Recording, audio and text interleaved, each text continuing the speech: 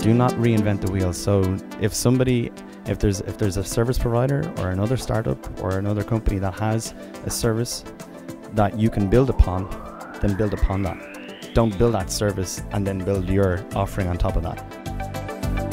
When you're a startup, you need to get to market in the least amount of time for the least amount of cost that's possible, and you need to make sure that you don't run out of money. Of course, you don't run out of time, and so it just makes sense to focus more on building your product on top of something that somebody else has already built, rather than building everything just to serve one aspect of your product.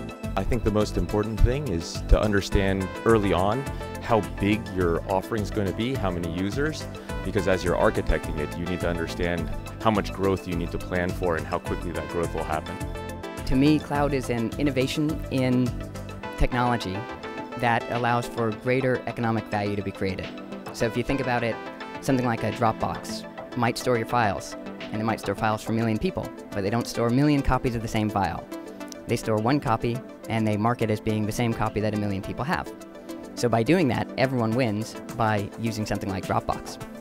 When you have an opportunity to leverage a new innovative technology, then you can solve problems that can't be solved unless everyone comes together. Another example is a lot of platform as a service opportunities. Someone like Heroku, rather than running all applications all the time, they realize that most applications don't need to run until they're needed.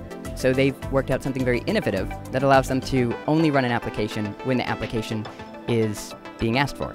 So these are examples where using an innovation in technology, everyone really wins with greater economic advantage. So when I look at what opportunities there are here today, it's thinking about what can we do now with commoditized servers that are hosted in a very uniform environment where we are given access to act on behalf of our customers. What are the tough problems we can solve that are broadly applying to all of those customers, that we can do it with a hard problem solving that creates innovation.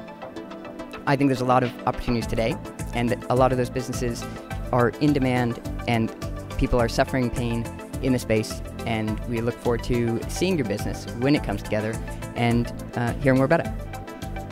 I would recommend, as much as possible, when you're actually building the technology for your cloud, to focus on your product and not the related things like running servers or back office things. Focus as much as you possibly can on actually building the product and making a great product for your customers.